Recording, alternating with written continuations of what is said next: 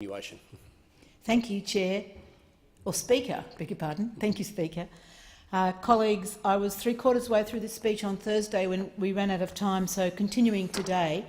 And I'd basically been acknowledging the clan group care leavers in my electorate.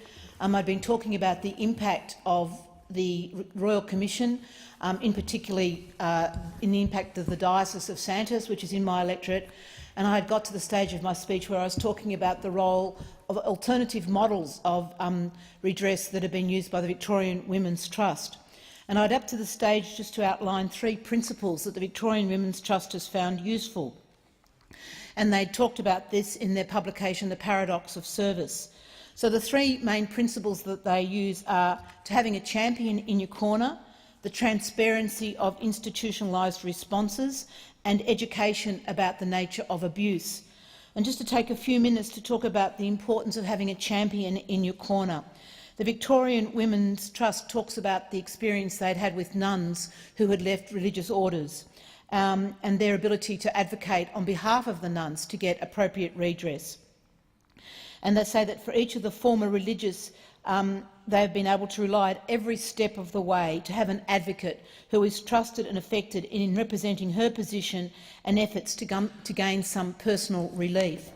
And they also talk about a significant aspect of this experience is that the religious orders themselves have come some way with a profound recognition for past hurt.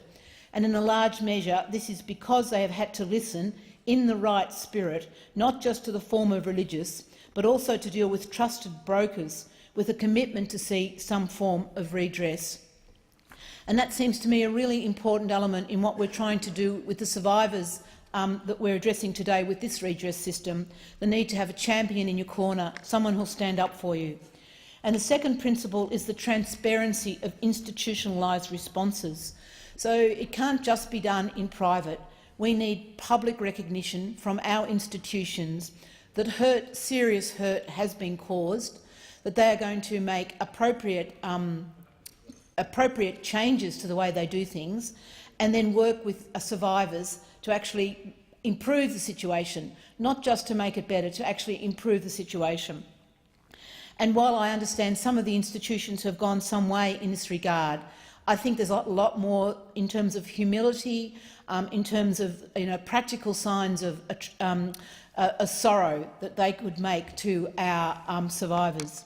And the third area is about education about the nature of abuse.